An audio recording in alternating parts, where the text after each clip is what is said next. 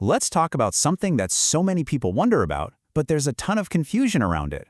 Can you actually get pregnant during perimenopause? Well, we all have our assumptions, but the real answer, it might surprise you.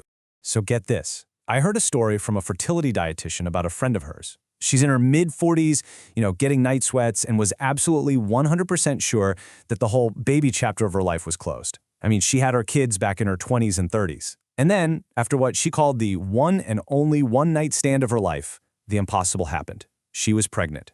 Wild, right? Her story, which honestly sounds like something straight out of a movie, is such a powerful real-world reminder. It just goes to show you that your fertility doesn't just flip off like a light switch the second perimenopause starts. It really makes you second-guess what we all think we know about fertility in our 40s. And this is exactly why this information is so critical.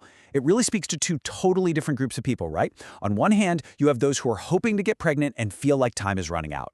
And on the other, you have those who think that ship has sailed and maybe aren't being as careful with contraception. This is absolutely for both of you.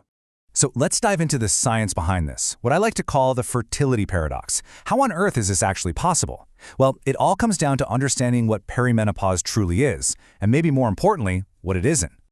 Okay, so perimenopause isn't menopause. It's the transition leading up to it.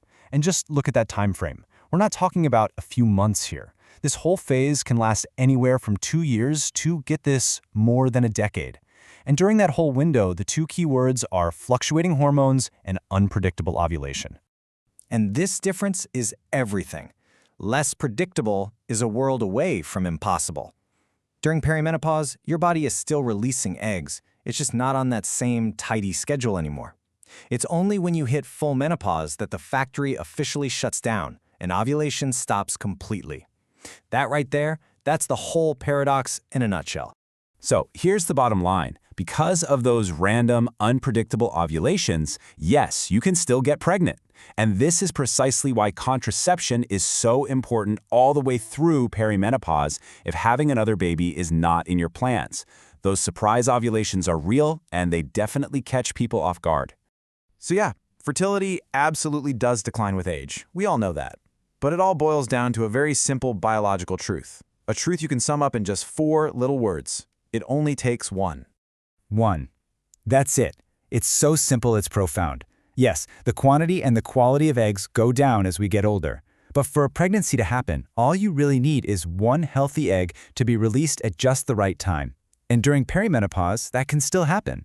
Let's just quickly break down why. First, you're born with a lifetime supply of eggs.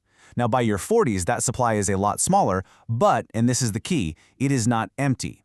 Your body keeps ovulating, even if it's sporadically, right up until you have your very last period. And because of that, we've seen natural conception happen in women at 45, even 46 years old. It's less common for sure, but it's not impossible. Okay, so knowing all this, it leads us to a really important question. If you're in this phase of life and you do want to have a baby, what can you actually do about it? How can you work with your body to support the health of the eggs that you have left? This brings us to the really good stuff, the actionable advice. It's all about nourishing your body to give yourself the best possible shot, because believe me, what you eat matters more than ever during this time. Let's break it down into 4 main pillars of support. First up, antioxidants. These are like bodyguards for your eggs, protecting them from damage. Second, making sure you get enough protein, which is essential for building hormones. Third, we've got omega-3 fatty acids, which help regulate hormones and improve blood flow. And finally, zeroing in on a few key vitamins and minerals that are so important for reproductive health. So, what does this actually look like on your plate? For antioxidants, think bright, vibrant colors. Berries, leafy greens, plus things like olive oil, nuts, and seeds. For omega-3s, fatty fish like salmon is amazing, or you can use an algae supplement. Vitamin D is a huge one, so it's a good idea to get your levels checked, along with your iron, B12, and thyroid.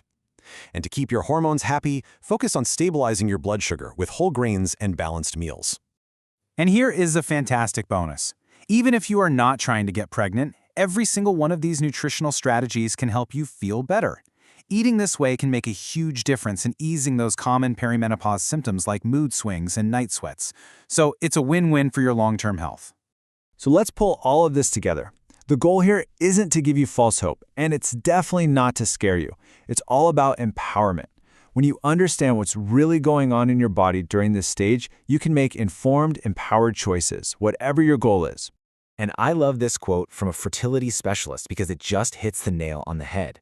An irregular cycle doesn't automatically mean you have to jump to high-tech interventions.